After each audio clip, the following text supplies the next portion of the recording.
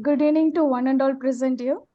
After a fruitful day one filled with insightful sessions and enthusiastic participation, we are excited to continue our journey today, delving deeper into the realms of sustainable energy, innovation, and environmental responsibility.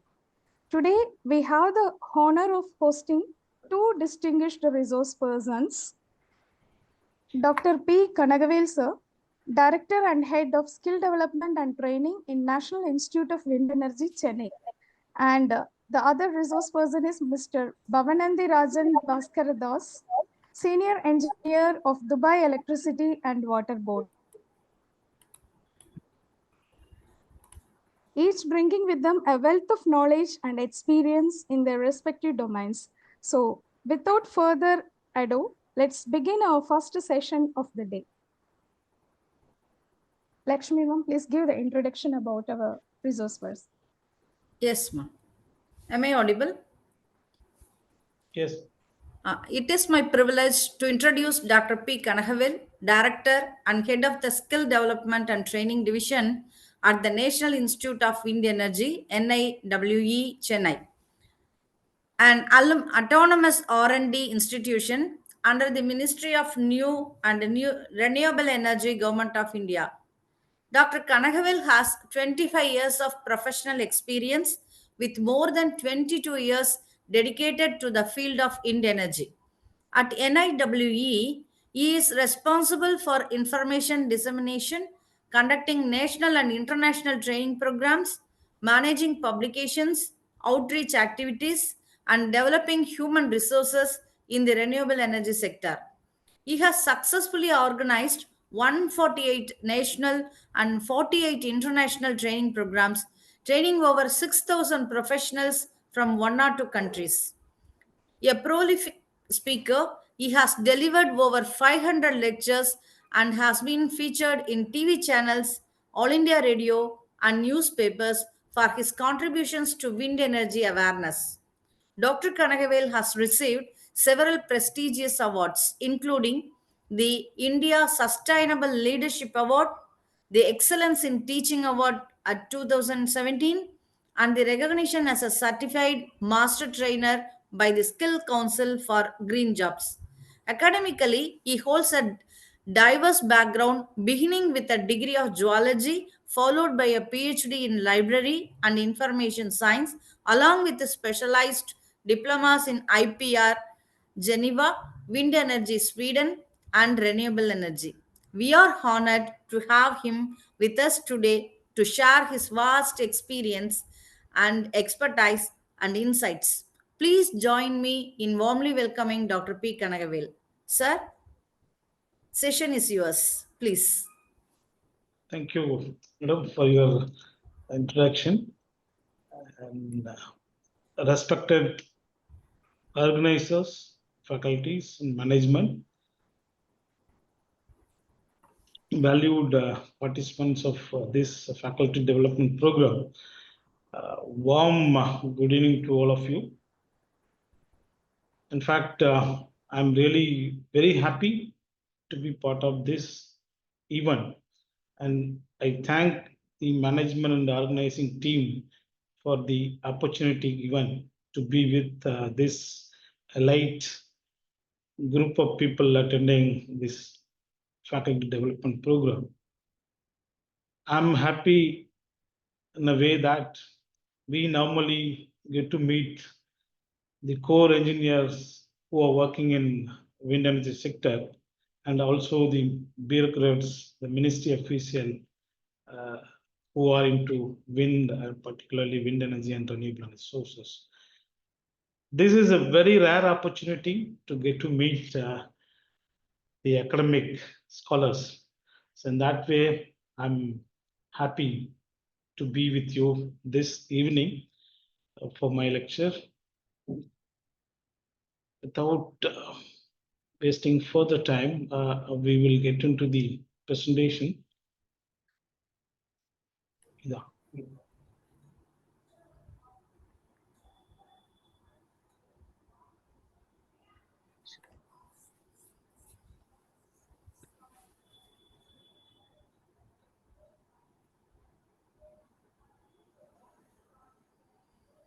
Hope my presentation is visible. Yes, sir. Yes, sir. It's visible. My voice is clear, audible. Yeah, it's audible, sir. Okay. So let us get into the presentation. I have structured my presentation in such a way that it gives you a basic information about the energy status and the impact on environment due to energy production from fossil fuel, and why we are going into renewable energy sources, particularly more on wind energy and its technology development, and little about the hybrid system. This is how I structure my presentation. To start with, this is the global electricity installed capacity. So right now we have more than 9,000 gigawatt of energy installed capacity all over the world. As we all know very well, fossil fuel is the major contributor for our energy demand. Right now, we have close to 50% of the contribution coming from fossil fuel. In fact, now we have a good state. So if you look back, almost all our energy demand were met from fossil fuel. So now it is close to, in fact, less than 50%, which is because of increased awareness about the global warming and climate change issues. So now, because of that, we are increasing the share of renewable energy sources as alternate energy source. Apart from fossil fuel, the nuclear contribution is about 4.2%, and renewable energy contribution is about 46%. Among renewable, we can see the large hydro is contributing in a big way. So next to hydro, solar energy, next to solar, wind, about 27%, and other renewable energy sources. This is about Indian energy status. We are also at par with the world, having large amount of contribution coming from fossil fuel. In fact, majorly thermal based power plant in India. So about 50.8% coming from fossil fuel. Among fossil fuel, you can see coal based power plant contributing in a big way. So out of this 24,000, 244,000 megawatt installed capacity. So about 216,000 comes from coal based power plant, natural gas, lignite, and diesel. The nuclear contribution in India is less than 2% only. Renewable is contributing in a big way now. Renewable alone is about 37%. The large hydro contributes to over 10%. In fact, hydro also renewable source. So if we add these two things, so we have close to 48% of the contribution of our overall energy installed capacity is from renewable energy sources. So among renewable, you can see the solar is contributing in a big way. So we have more than 123,000 megawatt installed capacity from solar PV, and next to solar, about 52,000 megawatt comes from wind, which is contributing about 27%, 28% of this 37%, and then other renewable sources. So, in fact, India holds fourth place in the world in terms of renewable energy, overall renewable energy installed capacity, and also in terms of wind energy capacity. So in wind, we are in fourth place in the world, having the overall installed capacity of close to 55 lakh megawatt. In fact, this is by last month, as on August 2025. So we know very well that if you produce electricity from the fossil fuel, in the process of conversion, the CO2 is emitted into atmosphere. Because of that, the global average temperature is increasing, which is nothing but global warming. Global warming is nothing but the increase of global average temperature because of man-made activities. Because of the increased temperature, we are seeing a lot of negative effect on the environment. Dear participant, any support from you? What are the negative effects because of the temperature rise? So we can have interactive session.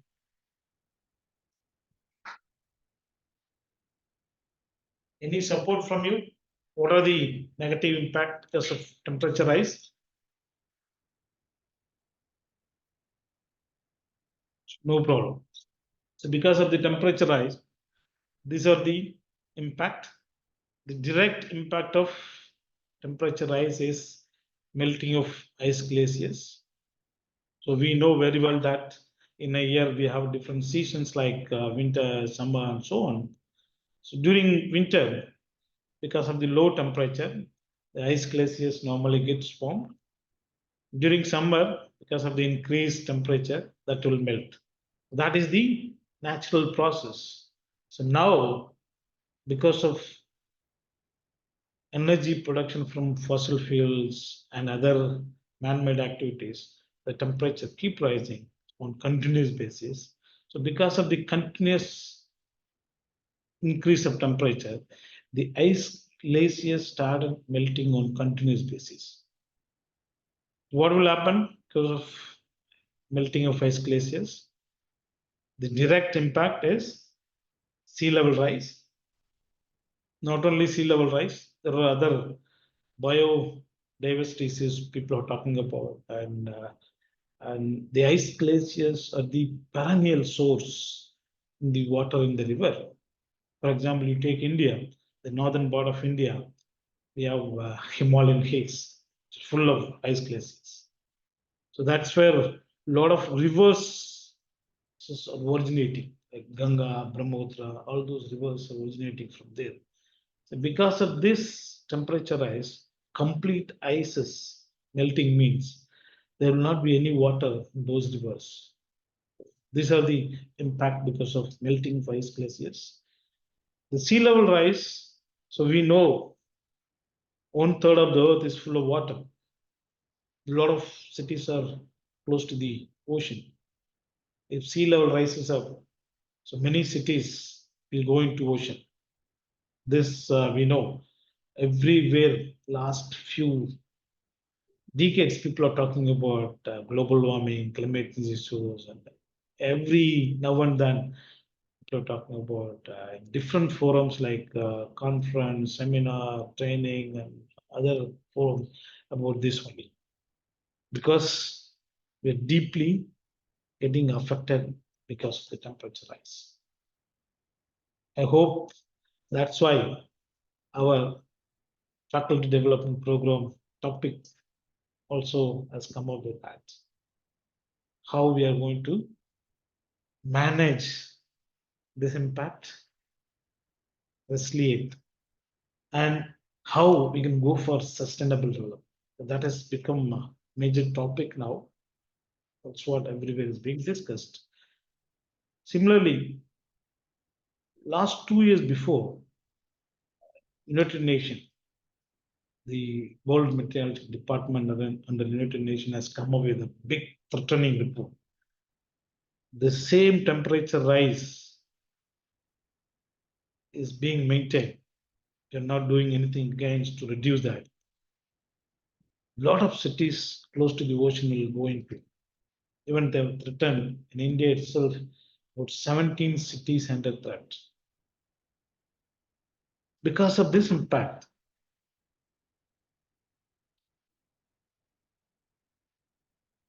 a lot of changes in our climate. You see, the temperature is keep rising during summer. every year the newspaper people used to record this year the temperature gone up to this much, which was not at all there for last 30, 40 years. Normal changes are being observed, not only summer, even winter. Last few years, you see a lot of states in northern part of India experiencing the abnormal changes, the temperatures going down beyond minuses in some places. During rainy season, we are unable to get rain. During non-rainy season, last few years we are experiencing heavy rainfalls, downpour like anything less like you see last 5 years in Kerala, even Tamil Nadu, a lot of downpours like anything. Apart from that, the scientists are coming up with a lot of research. They say the temperature rise is really impacting on our own health. The scientists are coming up with new viruses which are going to be very, very dangerous to our health. If you look back last 10 years, we came across chikungunya. Once we affected 1 month minimum, we have to suffer like anything. A lot of people even died. After that, swine flu, then Ebola and Zika. Last 3, 4 years, we're very deeply suffering because of COVID-19. So all these things, scientists have predicted that temperature rise is the major cause for this negative impact. The major cause for the temperature rise is energy production from the fossil fuel. So what to do? We need to go with some alternate sources so that we can take care of our environment. So that's how people started looking at alternate energy sources. So these are the factors, the objectives going for alternate energy sources.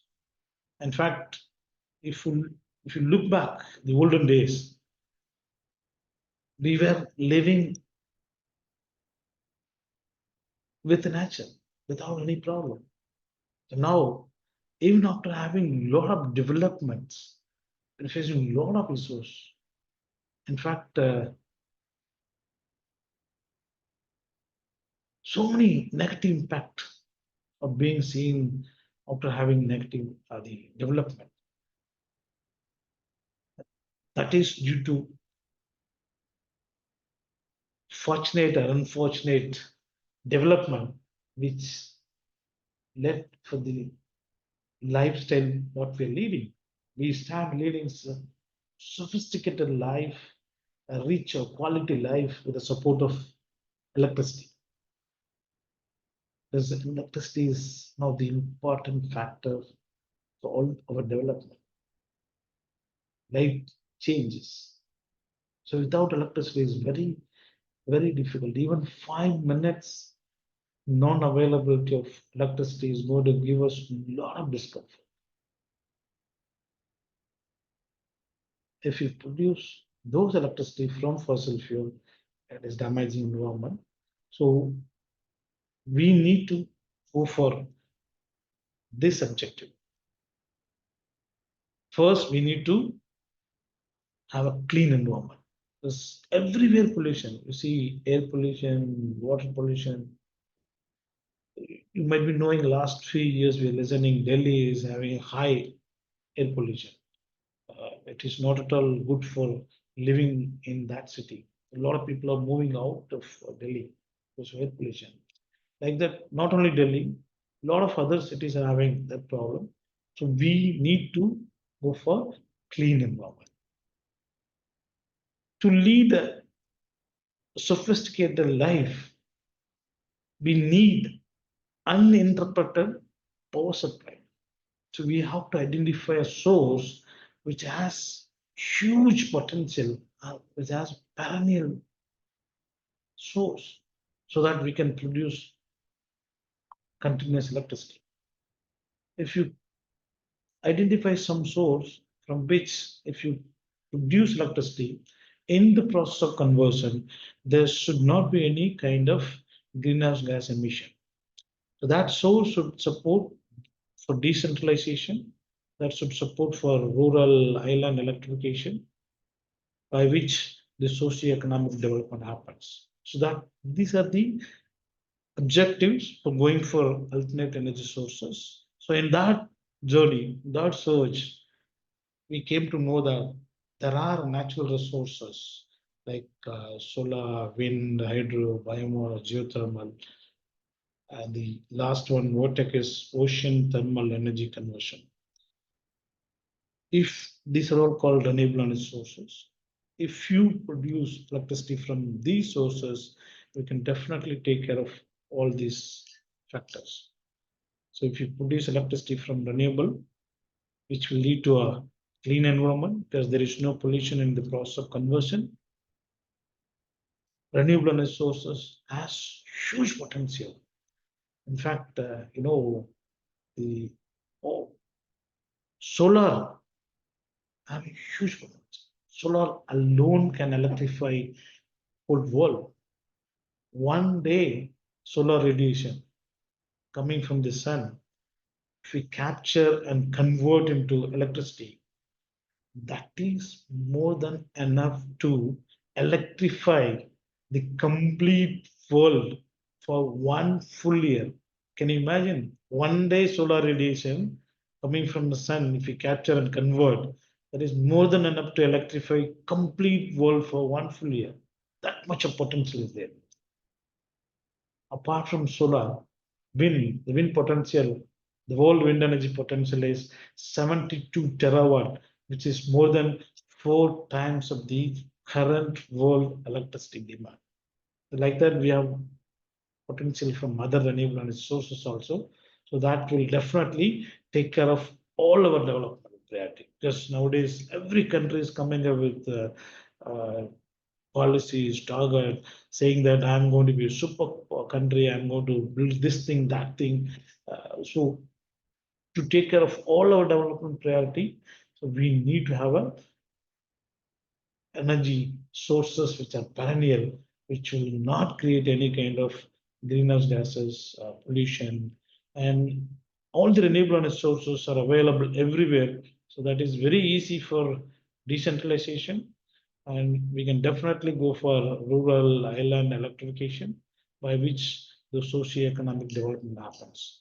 So because of that only, now globally, almost all the countries started deploying renewable energy sources. So effectively, more than 100 countries already in the process of deploying renewable energy sources for electricity production.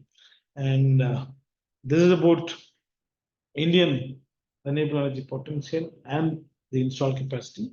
So as he told you, sun is having huge potential. The sun is the mother of almost all the energy resources, like even wind is a form of solar energy.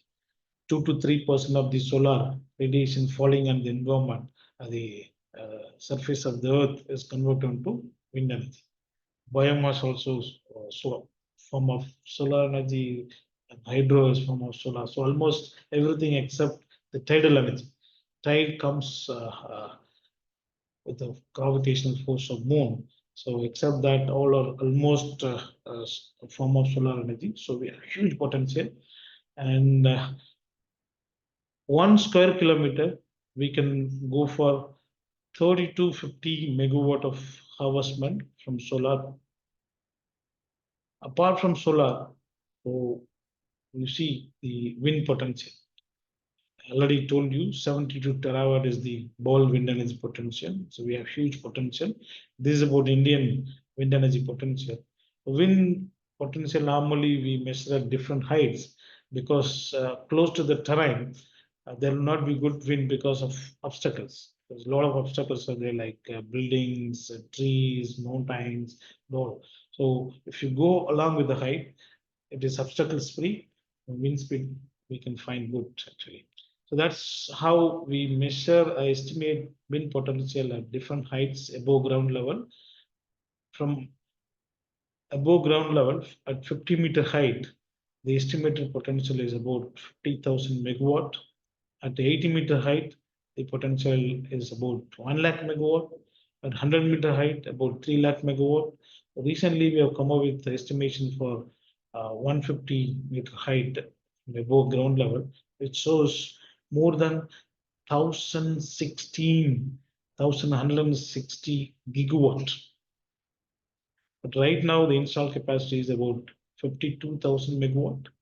A huge untapped potential is there, which means wind alone can electrify India, not only India, the whole world. That much potential is there.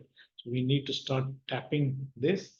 And apart from wind and solar, we have identified potential estimated from other sources like biomass, small hydro, and other sources.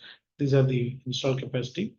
So you see the bottom four sources, ocean, geothermal, tidal, and wave. Even though we have identified some potential, until now we have not commercially exploited because of various reasons, like the technology is not very well mature and advanced, and we do not have a trained, a skilled manpower to take the sector forward. But still, Government of India is working on with all the resources. A lot of studies are happening. The prototypes are coming in. So very near future, we'll be having deployment from these resources as well.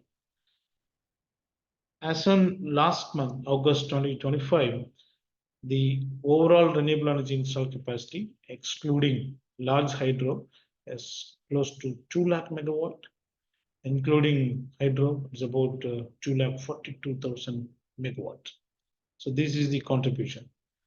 Solar alone is having installed capacity of about 1,23,000 megawatt, which contributes to 62%, almost to 63%. Next to solar, wind, which has about 52,000 megawatt, contributes about 28%, and other sources. So to mitigate the global warming and climate change issues, the whole world is moving towards energy transition. The energy transition from fossil fuel to green energy sources. The green energy transition happening all over the world. And that journey, a lot of countries are coming up with targets. We used to say the European countries or environment-friendly countries those days. So countries like Germany, they've already come up with a target for the year 2030. They want to go for 100% renewable energy. They have already shut down their thermal nuclear power plant, and they're increasing the share of renewable. Similarly, countries like Sweden, Canada, they have a target for 2040. Same way, India also coming with a lot of targets. I think 7, 8 years before, Government of India has come with a target for the year 2022. They were aiming 1,75,000 megawatt from different renewable energy sources. In that 100 gigawatt, they were aiming from solar, 60 from wind, 10 gigawatt from biomass, and 5 from small hydro. So out of this 175 gigawatt target, so we could able to achieve 1,26,000 megawatt by end of 2022. In fact, now the Government of India has come up with a revised target uh, during the COP26 meeting held at Glasgow. Our Prime Minister Modi has announced that India will go for 500 gigawatt of renewable energy target by the year 2030, which includes hydrogen. So out of 500, the target for solar is 280 gigawatt, for wind 140 gigawatt. So this is the achievement by end of 2024. Now it has been revised. In fact, solar has gone more than 1,23,000 megawatt, and wind more than 52 megawatt. So hopefully we'll be achieving this target by 2030. Next 5 years, a lot of efforts are being put forth. In fact, along with this 500 gigawatt target, Government of India was planning for 50% of energy installed capacity from renewable by the year 2030. But in fact, last month itself, that was achieved. And the next target is net zero emission by 2070. So hopefully, we'll be achieving that target. We are working very seriously. In fact, to take care of the development priority, the electricity consumption is increasing day by day. The prediction says the energy consumption is going to be doubled between the year 2015 and 2050. So if you look at 2015, our electricity consumption was around 20,000 terawatt hour.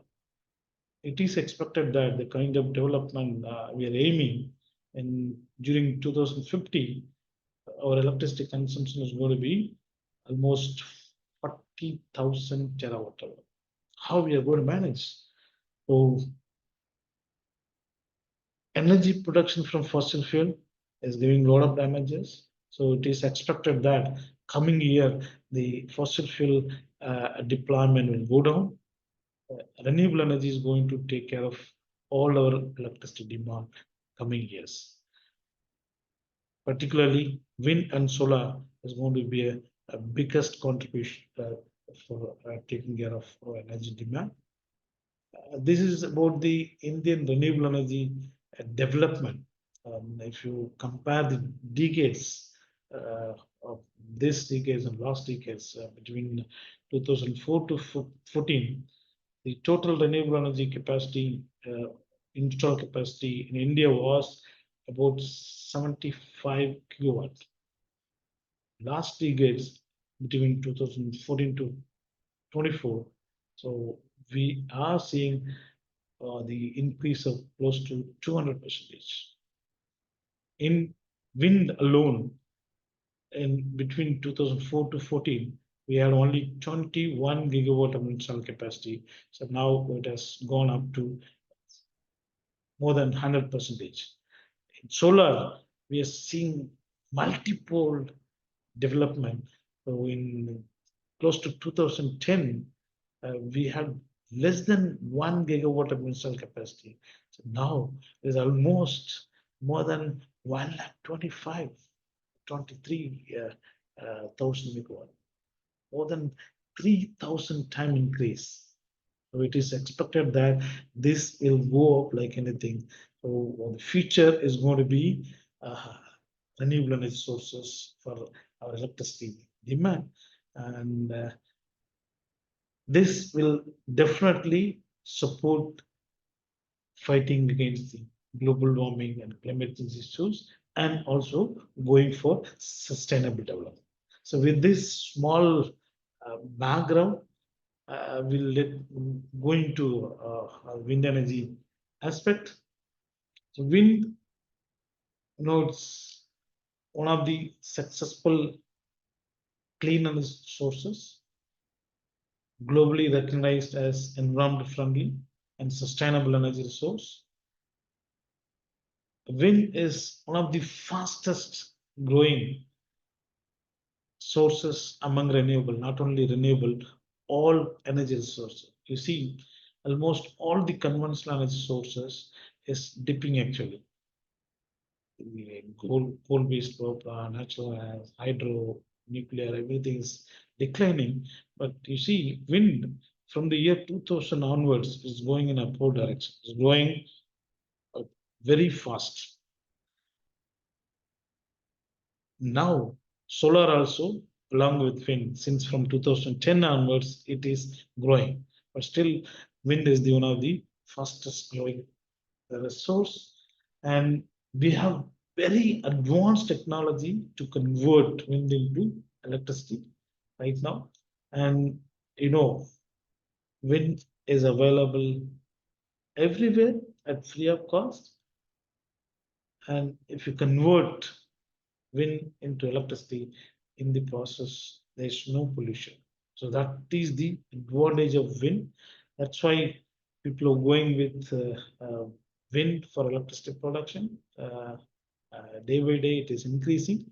In fact, globally now we have more than 1 terawatt of energy installed capacity from wind alone. That is the status now.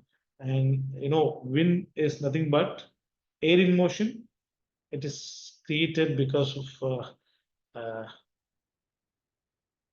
due to solar radiation falling on the surface. It is created because the surface of the earth is not uniform everywhere. Some places we have a water body, some places plain terrain, some places valley, some places mountain. Because of the differential heating by the sun on the surface of the earth, the wind is created. You can see from this movie,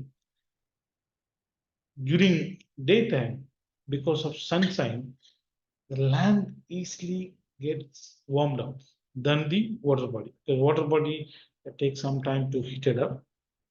So here it's warm, which is low pressure. This side high pressure.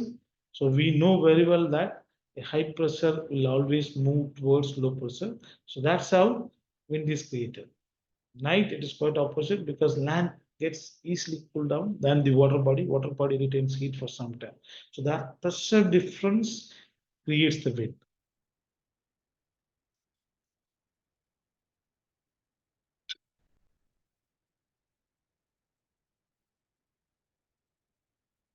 So wind is not at all new to us. Many years before we started harvesting wind for various purposes like sailing boats, grinding grains, pumping water. And now with the modern technology development, we could able to come up with wind turbine which convert wind into electricity. The wind energy conversion is very simple. Wind is moving, it has kinetic energy.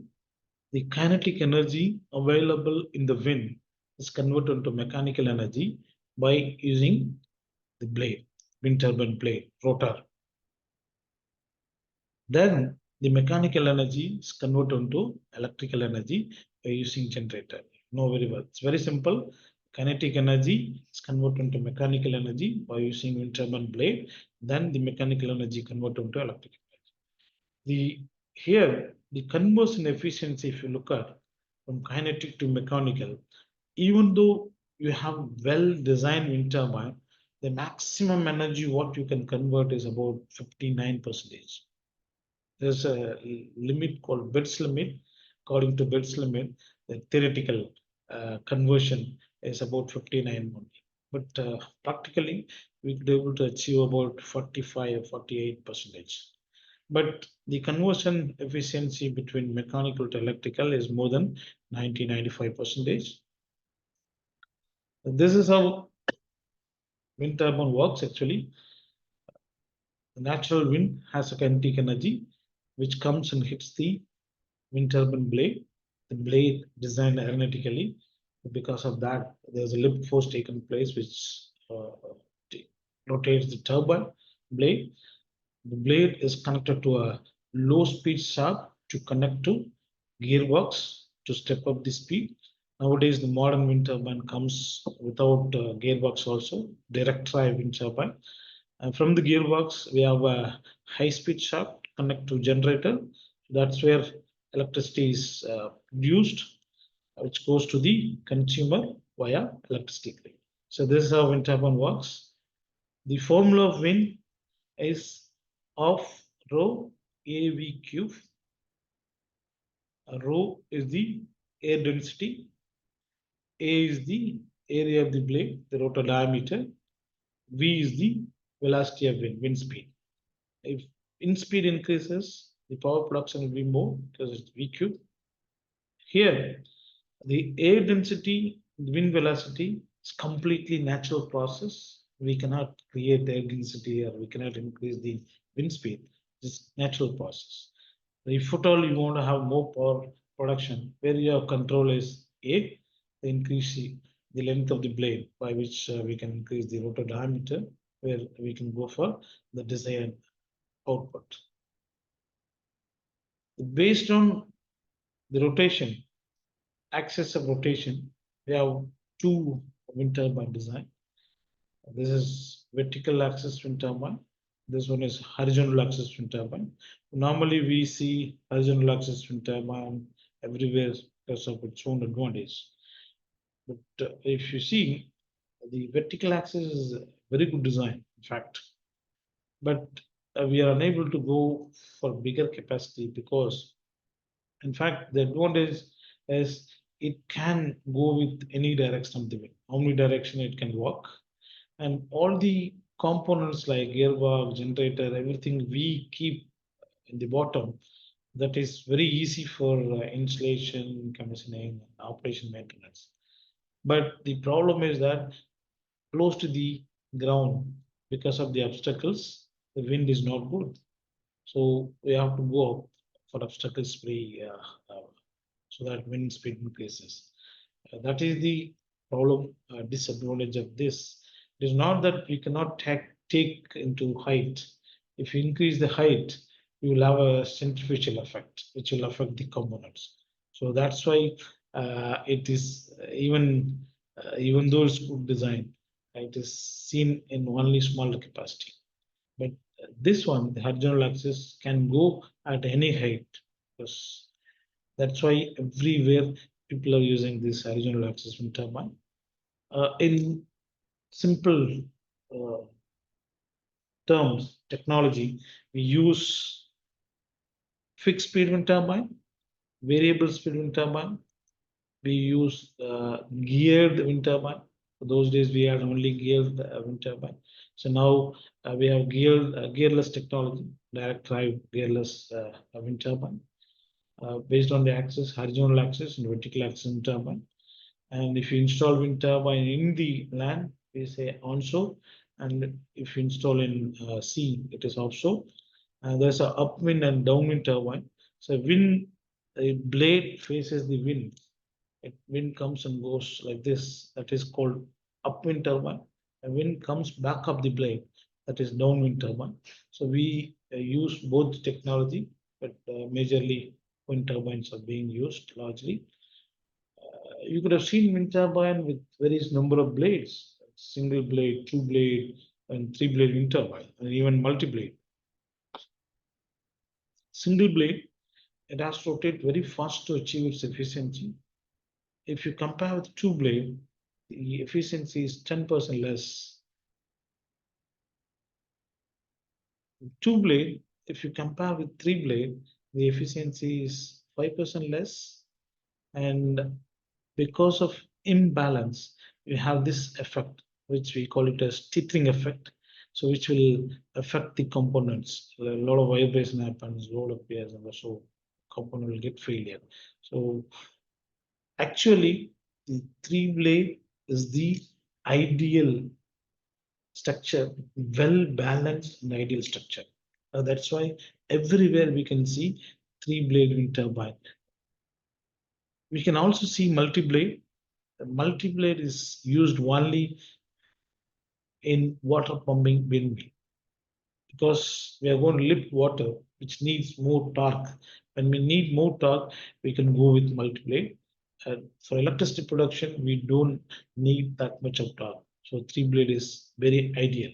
So, and again, water pumping, it's called windmill because we are not going for electricity production. The kinetic energy is converted into mechanical energy to pump the water. So that's why this is called windmill.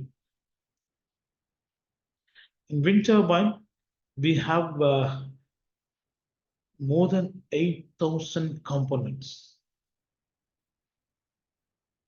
These are the major components. A rotor, which will have a blade, and this is called hub, which connects the blade. And there are some aerodynamic controlling system for braking purpose and also power regulation. And actually, we need to have a foundation and then tower. On the top of the tower, we used to have a system called yaw system, which I'll let you know. And top of the tower, we used to have this called nation. It is a structure which covers, uh, take care of all the components from external uh, forces or calamities, which houses all the equipment. And this is drivetrain, which allow a low speed shaft, brake, gearbox, a high speed shaft, generator, and coupling rod. So these are the major components. So to show you closer, this is how top of the wind turbine will be there.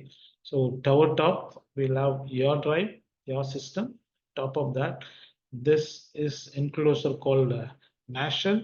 So inside the nacelle, we have these components like the see three blade is connected through a hub, and from the blade, the low speed shaft to connect to gearbox to step up the speed. So in between, we have mechanical brake, and there's a high speed shaft to connect to generator. And apart from these components, we have a lot of other components like controllers, oil cool controller, temperature controller, so many other sensors being used. And like this one, you see, or each and every wind turbine will have these two sensors. This yellow one, what you're seeing, is called anemometer, which shows the direction of the wind, and this red one is called wind van, which shows sorry, this yellow one is anemometer, which measures the wind speed. This red one is called windman, which shows the direction of the wind. These are the components. In fact, uh, now in picture it looks very simple structure, but in the field, if you go and see, it's very gigantic structure. The weight and height is going up like anything as the technology grows. A typical 2 megawatt wind turbine weight, you see, more than 1,000 tons. The blade alone is about 7 tons. That is the kind of structure we're talking about. So that's why people used to say wind turbine is one of the marvels, engineering marvels in this century. Just, you see, 1,000 tons of CO, the weight is installed in an open area at very height. The above ground level is going beyond 100 meters. On top of the 100 meter, we are fixing all the heavy weighted material like generator, gearbox, and all. Uh, it is not a static structure. It rotates, works. The lifetime is about 20 to 25 years. So 25 years it's working in an open area. That's why we call it as engineering marvel. Not only this, uh, for wind turbine, we need almost all engineering input, which we'll discuss if time permit. And the height, if you see, typical 2 megawatt wind turbine height is as tall as Boeing 747 aeroplane, going beyond 100 meter above ground level. And if you want to compare the weight of wind turbine with elephant, which is about 50,000, sorry, 50 elephant weight is one wind turbine of 2 megawatt capacity. So we have seen the blade alone is 7 tons. This much of weight blade, even small breeze of 2.5, 3 meter per second wind can turn around, turn the blade. That is the beauty of aerodynamics. See, this is the cross section of the blade. The wind comes from this side and tucks, gets split up, bottom and top. So because of the design of the blade, aerodynamic design of the blade, you see the wind comes bottom and touches all bottom of the blade. Top designed such a way that a wind comes and goes like this. There is a gap between wind and the blade, which is low pressure. So bottom we have high pressure. So high pressure will move towards low pressure. That's how there is a lift post taken place, which used to turn the blade. So you can see clearly from this movie, the wind comes, see the bottom, it touches all bottom of the blade. and top designed such way that wind comes and goes like this. There is a gap between wind and the blade. So that low pressure, this side high pressure, that because of that it is moving. It's almost like aeroplane technology. While taking off and landing, you could have seen the changes in the wing of the aeroplane. So same technology. And see, nowadays the wind turbine are designed with a certain wind speed. So we used to say cut-in wind speed, cut-out wind speed, rated wind speed, and survival wind speed. The cut-in wind speed is nothing but at what wind speed the wind turbine blade will start to rotate and produce power. So normally that is nowadays the modern wind turbine designed for 2.5 and above meter per second. If 2.5 or 3 meter per second wind is there, the blade will start to rotate and produce power. That is cut-in wind speed.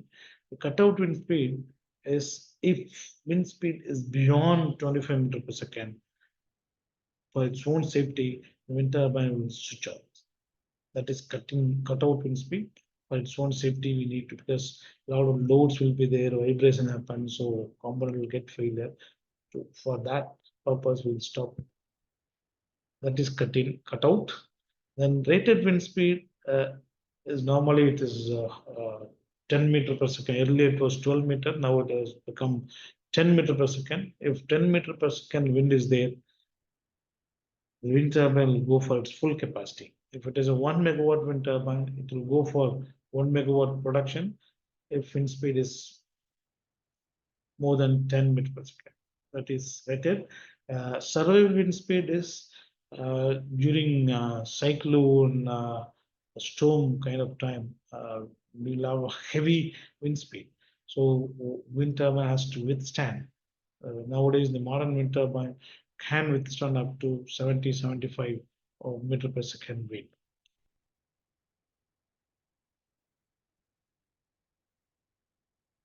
No, I was talking about yaw system.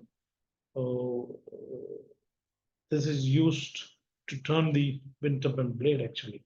You know, wind is highly dynamic in nature. Wind speed, it varies at time. Now, wind speed may be 5 meter per second. After some time, it will be 10 meter, sometimes 20, sometimes it will be zero. It varies at time. The direction also changes. Now, wind may come from east, suddenly it changes direction to west, south, north. So actually, the blade has to face the wind. Then only it can start rotating, and we can go for power production. So if direction changes, what we'll do? That's why we have this yaw system. Already told you, uh, each and every wind turbine will have these two sensors. The yellow one, anemometer to measure the wind speed. Red one is called windman, so to show the direction. So these sensor will give an input, then controller will give signal. Now wind is coming from this side, so accordingly the wind turbine blade will move towards the direction. So yawing is nothing but aligning the blade towards the wind direction so that continuous power production will be there. This is about the wind turbine towers. So we use all kind of towers in wind turbine, like this is a lattice tower. This one is tubular tower. So we use both towers. Lattice tower because of less material, the cost is less. Tubular little costly, but people are going with this because it looks aesthetically and it is very safe to climb up inside the tubular tower. Because all the components are sitting top of the tower at above 50 and 100-meter height from above ground level. So we need to climb. So climbing in lattice tower is very difficult because open. If you go beyond certain height, heavy wind force will be there. It's very difficult. So tubular is very safe. Nowadays, the modern wind turbine comes with lift facility, so we can easily climb and do the needed services, whatever may be. And in material, we use steel as well as concrete. Both are used in wind turbine. And nowadays, we are going for a hybrid tower, because everywhere smartness is being talked of. So to go for smart system, so we are going for hybrid tower. We can go with lattice bottom and top tubular, even material wise, concrete and steel. All the options are possible. Those days for smaller capacity wind turbine, we were going with the guide wire tower.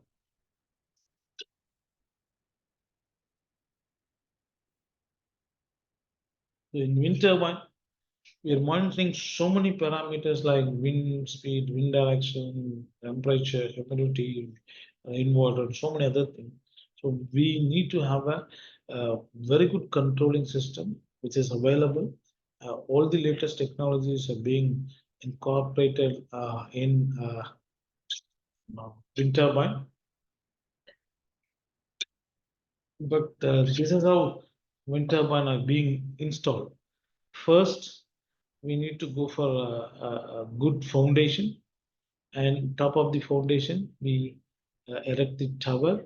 And you see, this is a first foundation and tower erection, yaw system assembly, and we assemble all the component in the nacelle, goes top and blade, finally cabling, which goes to the subsystem, the for evacuating the power substation. So whatever power we are using is evacuated through substation. So this is how wind turbine are being installed. And if you install more than one wind turbine, we used to call wind farm. In fact, now the wind turbine, we are seeing a lot of development. The very sophisticated technology is being used, almost all latest technology like IoT, AI, twin, everything is being used in wind turbine. Sitting from this laptop, I can control or monitor wherever I want wind turbine. I may own a wind turbine in America or Australia. I can switch off, switch on. Everything's possible from this with the latest technological development available, particularly using SCADA system coupled with the internet and all the modern AI ML technology. This is very important parameters, a factor for going for wind farming. So in fact, in India, if you see, almost more than 95% of the investment in wind energy sector are from private.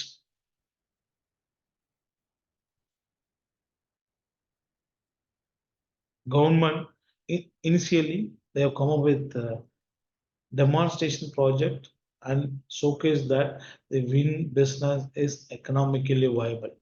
So after that, the private people started investing. So more than 95%. This is the only sector which has more participation from private. Now solar also coming with wind. All other like you take any power sector like thermal, nuclear, hydro, major investment comes from government. Those days fully, now a lot of privatization, private participation also there, but wind and solar, more than 95% are from private. So the private people will always look for profit. So if you want to have profitable business in wind, so these factor has to be very carefully looked into. Because right now in India, 1 megawatt of wind turbine is going to cost you about 7 crore. Huge money is being invested. So as investor, I always look for profit. If you want profit, so this is very, very essential. First and foremost thing, we need to identify a good windy site. We cannot install wind turbine wherever you want because it needs certain wind speed, wind parameters. Like I said, the cut-in wind speed, and rated wind speed. So about 2.53 meter per second wind only to rotate.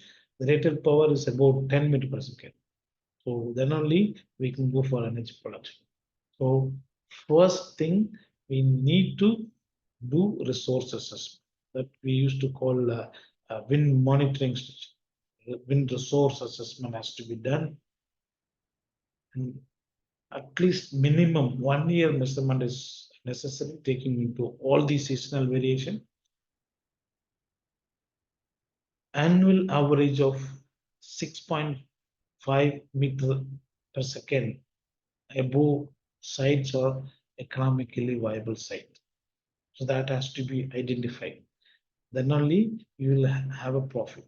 If you install here and there, which is not having wind potential, all your investment go waste. And after that, we need to see to that in that location, we need to create a lot of infrastructure like grid facility has to be established, the approach facility, road facility, so many other facility which are very costly. So we cannot invest those costly infrastructure for installing one or two wind turbines. So we have to see to that we can at least go for 50 megawatt or 100 megawatt wind turbine installed in that particular area. Then only it is worth. So we have to see to that adequate land is available to install a wind farm of about 50 megawatt or 100 megawatt. And then we need to do a scientific soil study because we have seen the weight of the wind turbine. The 2 megawatt wind turbine is going to be more than 1,000 tons. The lifetime is 20 to 25 years. So one single location, 1,000 tons of weight is going to stand, taking care of all these natural calamities involved. So foundation is another very, very important aspect. Even small misalignment will lead to complete collapse of internet. We have seen many places because of poor foundation, the wind turbine is completely fallen, which will be big loss for the investor. So we have to do a proper soil study, whether it is muddy soil, rocky soil, whatever it may be. Go with a suitable foundation. That's very, very essential. Then proper approach to the windy site. So all the windy, for example, India itself, all the windy locations are very remote place. It is not in city. It is all along the Western Ghats, very remote place, Cook villages. So we need to transport heavy weighted material like gearbox, generator, and very lengthy blades, which is one blade, a single blade length is nowadays more than 40 or 50 meter. So the village road cannot take care of this. So we need to see to that a good approach is there to take all the component to the sites. And many times, if you go top of the hill, we feel a very good wind is there on continuously. So if you install a wind turbine on top of the hill, you can generate more power. But taking all these components is very difficult. The logistic problems high. So this is very, very essential. So we need to see proper approaches available for that particular site. Then only we can transport everything. And power grid is again very, very important. Whatever power you're going to produce from wind energy, it has to be evacuated because all the sites are remote place. So whatever wind turbine installed, uh, which needs to be transported to the needed places, cities. So we need to see to that the suitable grid facilities available. So right now in India, we have very good grid facility, but those days when we started our wind journey, even 10 years, 7, 8 years before, the grid was not good. It was not stable. So even though we have a very good windy location and people are ready with money, we were unable to sorry, go with wind installation because of non-availability of grid facility. Even many, sometimes by mistake, without knowing that some people invested into wind, installed wind turbine, the grid facility was not there. They cannot operate unless you have a grid connection. Because we are going to generate huge power which needs to be transported or evacuated to needed places. then who is going to buy your power? Whatever you're going to generate, for example, 1 megawatt of wind turbine is going to generate about 3 lakh units in a year. You are spending about 6 to 7 crore per megawatt. So you have to get return. So whatever you're generating, somebody has to buy. So Government of India has come up with a policy. The state electricity board will buy the electricity what we are producing from the wind. Each state has its own electricity board. Each state has its own policy of pricing for the electricity what we are producing from the Tamil Nadu, for example, they pay 3 rupees 50 paisa, 3 rupees 9 paisa per unit of electricity produced from wind. It varies state to state. Some states even gives 5 rupees, 6 rupees. It's based on so many parameters. They fix a tariff.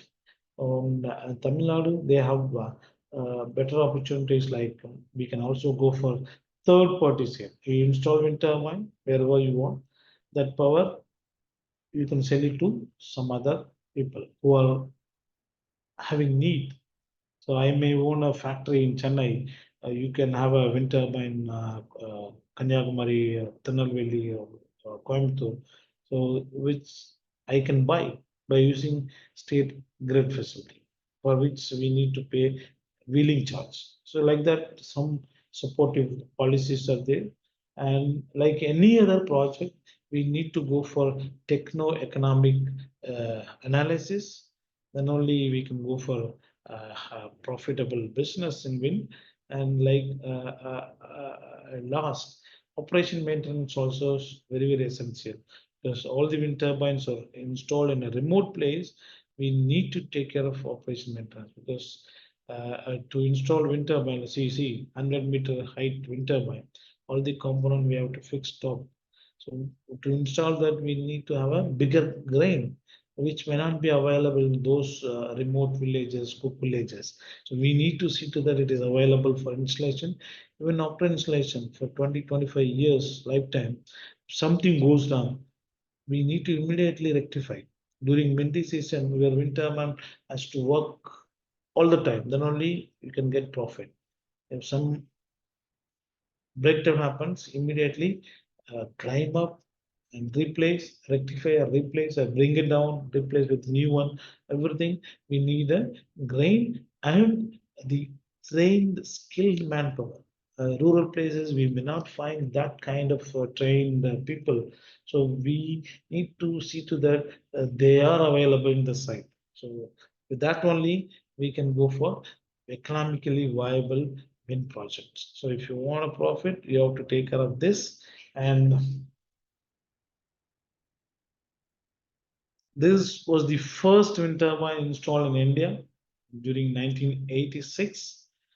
Very smaller capacity wind turbine in 5 different locations like Tamil Nadu, Gujarat, Maharashtra, and Odisha. 55 kilowatt wind turbine, 1986. So we started our journey with 55 kilowatt wind turbine 1986. Over a period of time, the wind turbine capacity is increased. So now this highest capacity what we have, one single wind turbine capacity is 5,200 kilowatt, 5.2 megawatt. So that is the growth we are seeing in Indian wind industry.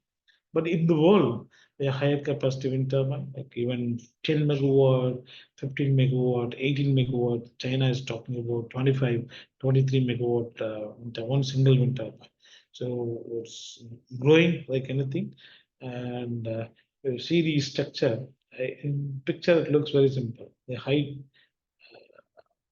is more than 300 or 400 meter above the ground level, above the sea level. So that kind of development is happening. So this is the global wind installation. So we are the growth is very smooth and steady year on year. So globally, right now we have more than 1 terawatt. So which is taking care of about 4 to 5% of the global energy demand. These are the top 10 countries who are into wind business. China is number one with a huge install capacity. Next to China, USA, Germany, and India holds fourth place in the world in terms of wind install capacity. This is about Indian state-wise install capacity. So even though we have more than 30 states and union territories, only 8, 9 states are having wind potential. So this is about install capacity. So Tamil Nadu was pioneer in wind business till last year. Tamil Nadu was number one. But 2 years before, Gujarat has taken lead with install capacity of 12,000 and above wind turbine. Next to Gujarat, Tamil Nadu, and this is the Indian wind energy growth, very steady, even though we have a lot of up and downs in terms of policies, finance. Still, we are seeing very steady and smooth growth year on year. The annual average growth rate is about 20 to 25%. These are some of the high wind farm, largest wind farm in India. So if you happen to travel towards southern tip of India, the Kanyakumari, you can see close to that there is a place called Muppandal, Arulvai Muli, where we have one single location. We have installed more than 1,500 megawatt of wind turbine, thousands of wind turbine. So it's like coconut trees. If you travel, you can see, and the cost of wind turbine is reducing year on year, because those days we used to say hydro and thermal are the cheapest source of electricity. But now wind is becoming cheapest in many places. Even global tender, wind has won the tender as cheapest source. And this is about the project costs. Out of 100 rupees, 83 rupees we have to spend for wind turbine, and 2 rupees for land, 10 rupees for infrastructure, installation commissioning, and 5 rupees for processing charges. So this is about the project cost. So 83% of the cost goes for wind turbine alone.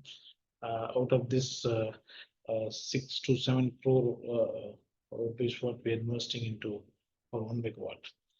These are the technological upgradation happened in wind industry. So we started our wind journey in 1986 with a smaller capacity. So that time we had a very small hub height from above ground level. The height of the wind turbine was about 25 to 30 meter. So now we are going beyond 200-meter height, and the rotor diameter, one single blade length was about 15 meter those days. So now it is going more than 100 meter.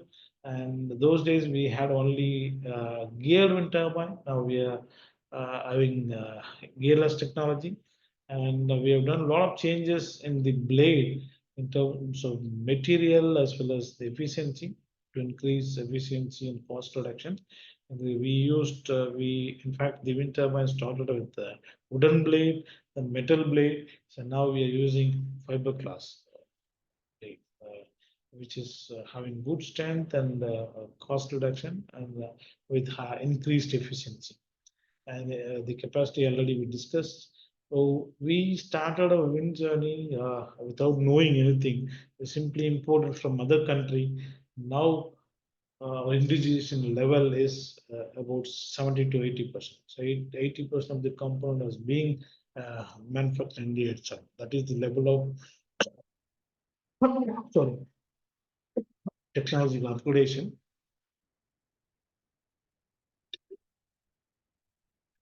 Right now, in India, we have more than 20 large wind turbine manufacturers available. So almost all global players are having base in India, producing various capacity of wind turbines starting from 200 kilowatt to 5.2 megawatt. If you look at the advantage of wind, it not like any other sources like thermal. We need to mine or we need to import and transport. Wind is available at free of cost, no fuel cost. The potential already we have seen, huge potential is there. and the technology is very well advanced now. Other advantage is the lowest gestation period. As a private investor, they always look for quick returns. So you take any other power plant, it takes minimum 2 3 years, like thermal, nuclear, hydro, years together.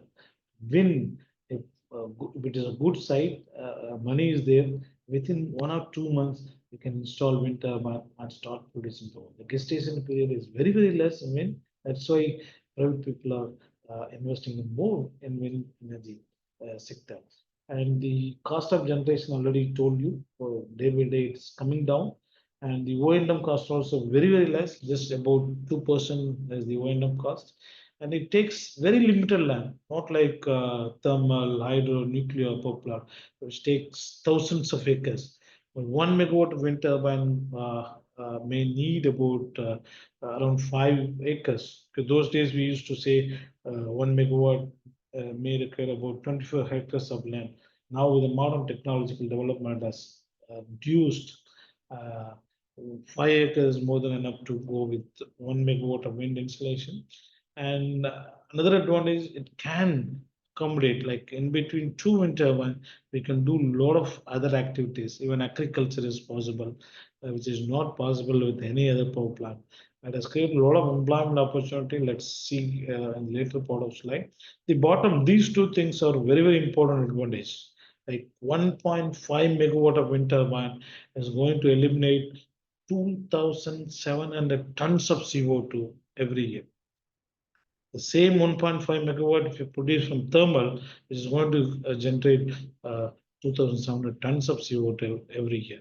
So wind is really supporting to fight against the global warming, climate change issue, and it saves drinking water. In fact, all other power plant like thermal, nuclear, hydro, everywhere we use water for its operation.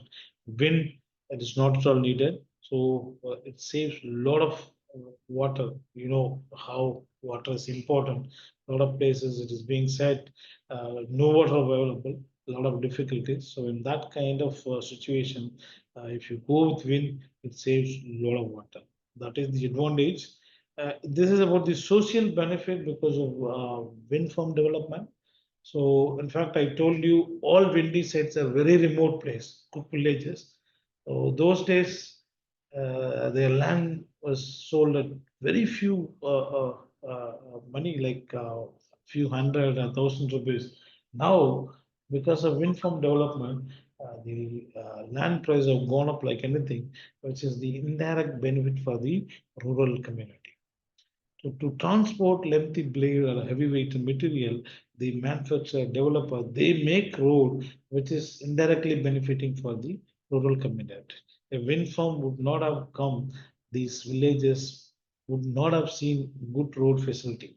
If you now you happen to visit the windy area, we have very good blocked up roads available in those areas, which is a benefit for the local people. In fact, that is a good benefit. Hello, I'm in a meeting. Call me after. Yeah, they've started giving a lot of employment opportunity. Even uneducated people are getting a security, a peon, the ITI diploma holder. They get opportunity installation, commissioning. So that's another benefit for the rural community. And to get better coordination among the rural people, the developer, manufacturer, they come up with free school, colleges, and hospital for the rural people.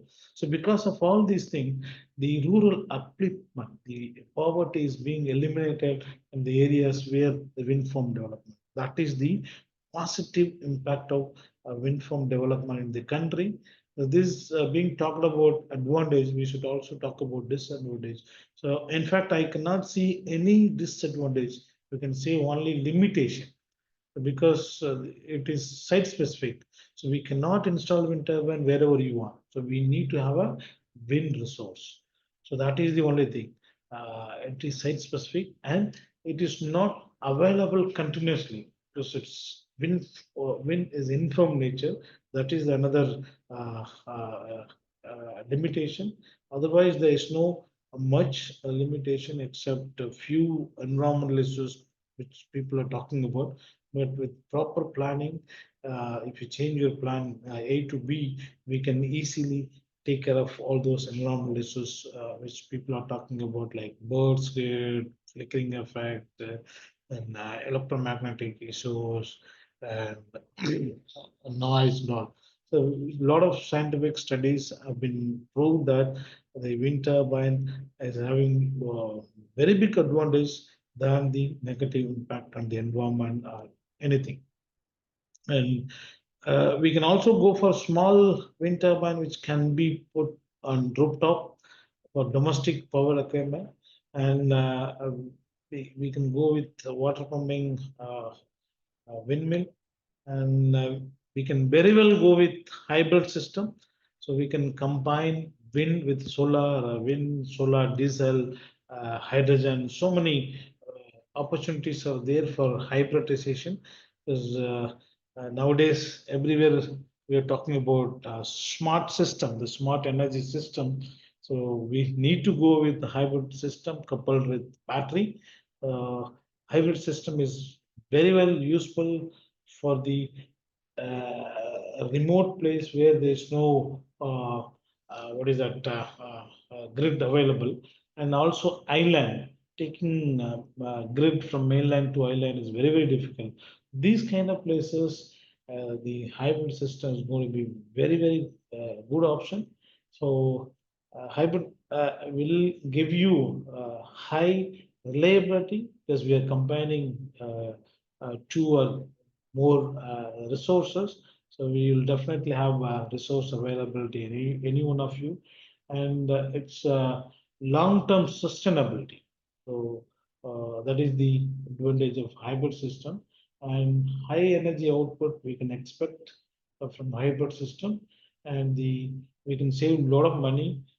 Cost saving is possible with the hybrid system, and low maintenance and long-term warranty we can get the hybrid system, and no pollution if you combine with all renewable energy sources.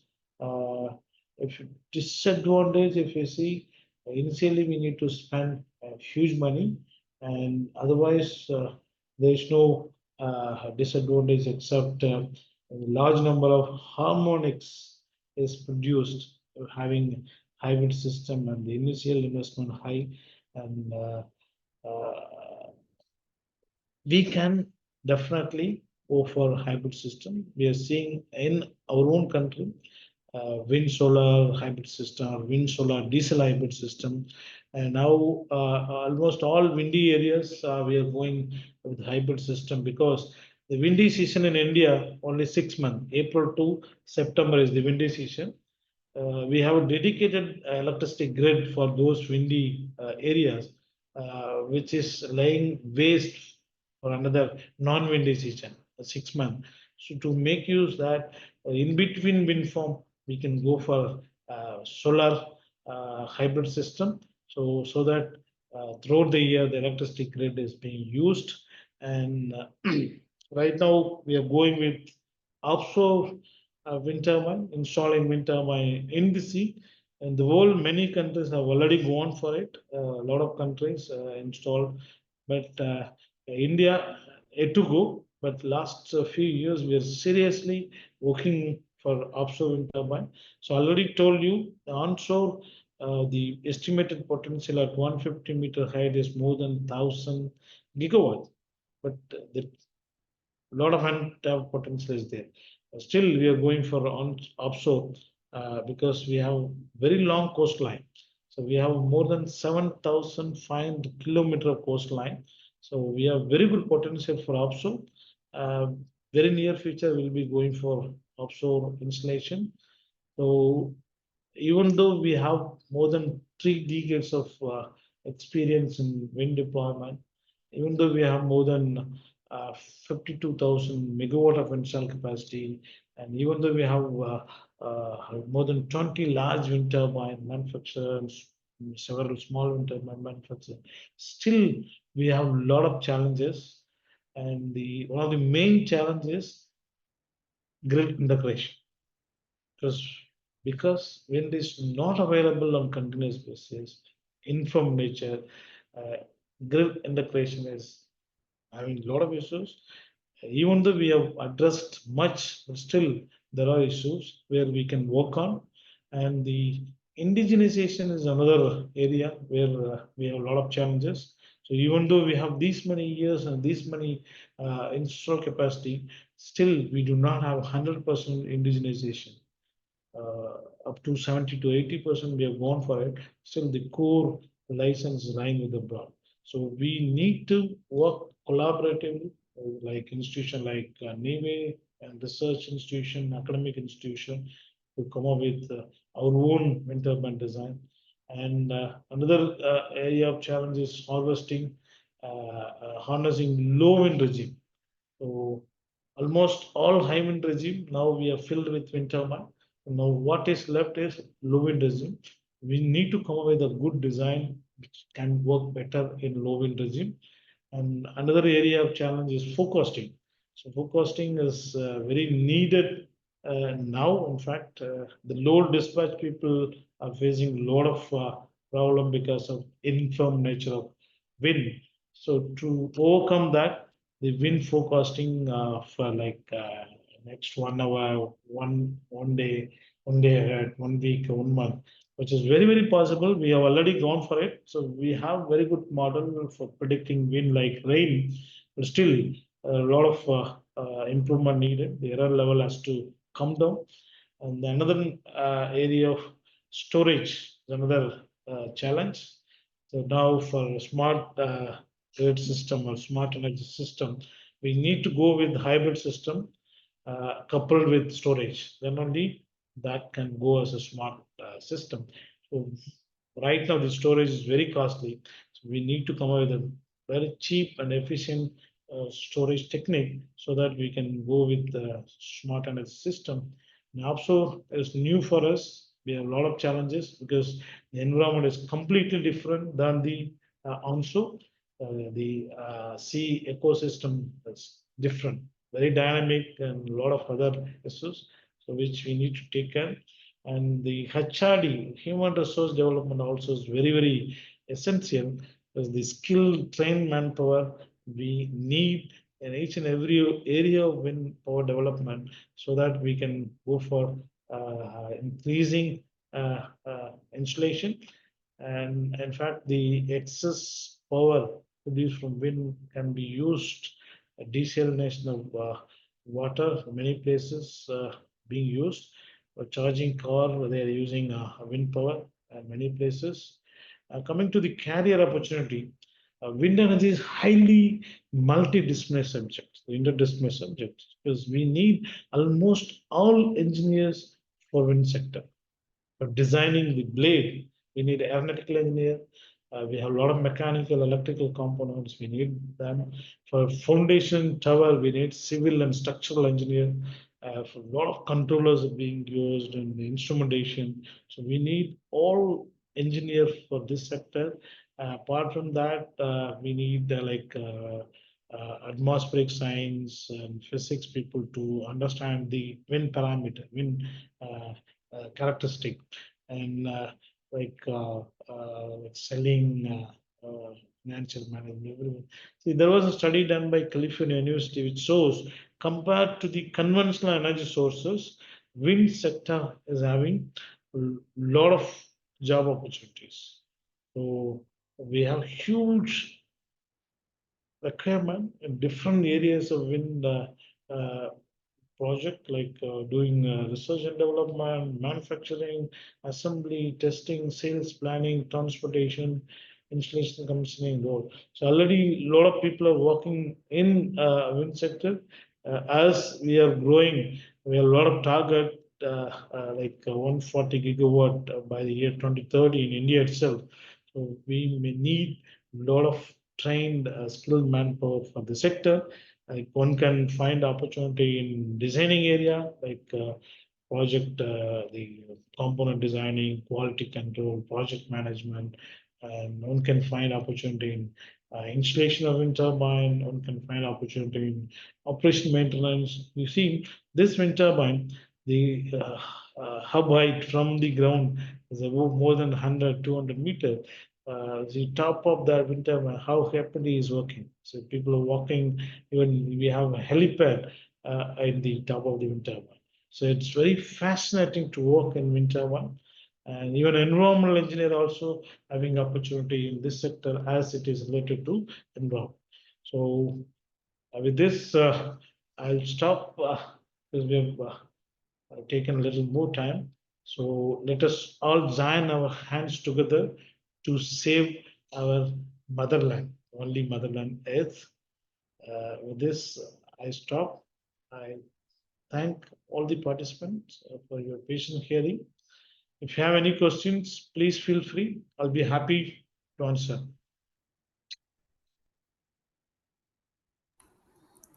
Participants, you can ask your questions.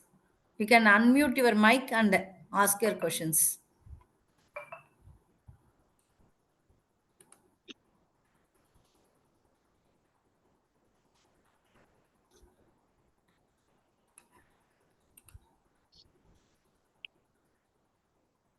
Sir, how is hybridation, that is combining wind with the solar or other renewables, helping to overcome intermittency challenges, sir? Yeah, definitely, madam. So many places, even in our own office, we have installed, and many Oh, places it is being installed nowadays. People are going with wind solar hybrid, and smaller scale at rooftop. You can install wind solar, uh, grid, on grid, off grid. Both options are there. So this will support a continuous power supply. Because, during daytime, you can produce electricity from solar. During night, wind supports. So continuous power. If you have a small storage, you can very well go with continuous power supply. Larger scale also it's being implemented nowadays. Apart from wind and solar, there are other opportunities like hydrogen. We can go diesel, island. Taking grid from mainland to island is very difficult. So those kind of places, hybrid system is going to be a very good option. And Andaman, Lakshadweep kind of places, uh, they are using maximum diesel. So those kind of places already they're trying. So maybe in future we'll go with this hybrid system, replacing the diesel. And timing we really? can go with diesel also. Maybe later on we can avoid that as well. Sir, is there any major challenges, sir, for integrating large scale wind energy in our India's power grid? That's what, madam. Now, see, the only limitation is informed nature. So we can say during daytime, sun is there. Even though it is fully there, we cannot produce all the time. In between, clouds will come. So intermittent source. Wind also. Now we may have very good wind. Suddenly it will tip. There will not be wind. So we will not have generation. So it is always challenges in from nature. So we have to couple with storage. That is the only thing. So right now storage is very costly. So now a lot of research is happening. You all know very well. So if we come up with the cheapest storage technology, hybrid is going to be better option. Uh, Okay.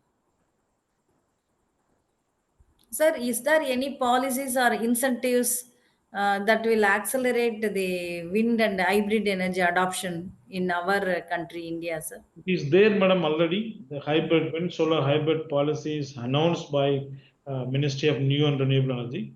It is Mm. available. Right now, they have come up with domestic requirement. So you can go for wind solar in your rooftop for which they are giving subsidy. And in future, they are developing for a bigger commercial hybrid system also. They are giving a lot of subsidies and other supports. If you propose, you will be definitely getting funding easily from the Very government. nice to hear, sir.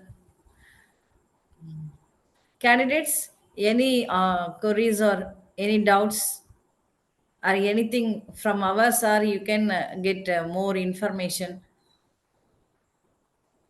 Ma'am, my voice is audible, ma'am. Ah, yes, ma, yes, Sir, question to sir, madam.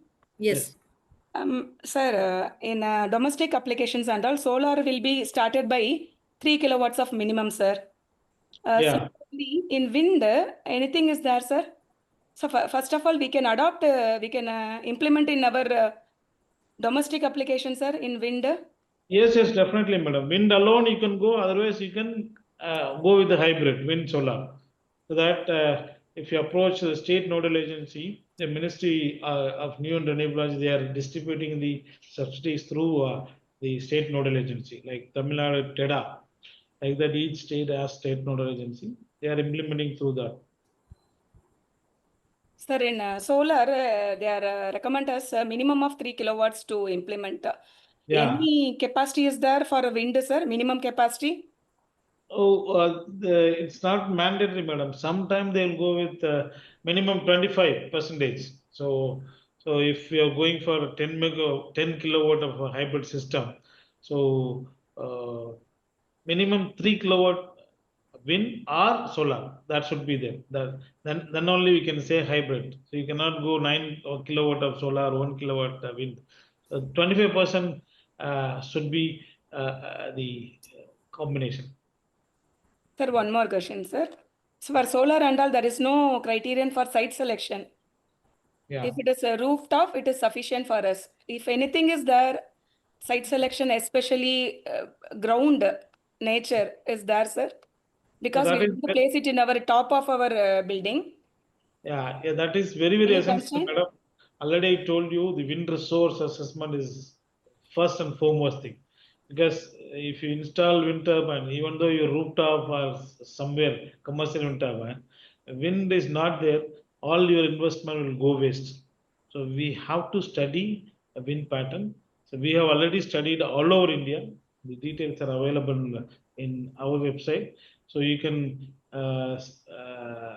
get to know about windy parameter in those areas. In urban area, there are a lot of difficulties like your house, you have a one or two story building, and top of that, if you are going to put a wind turbine. Your right now, your neighbor place is empty or they have one story.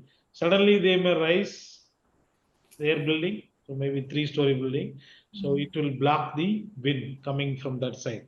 So that is the challenges in urban area. Otherwise, we by this time we could have seen a lot of wind and hybrid system in the urban area.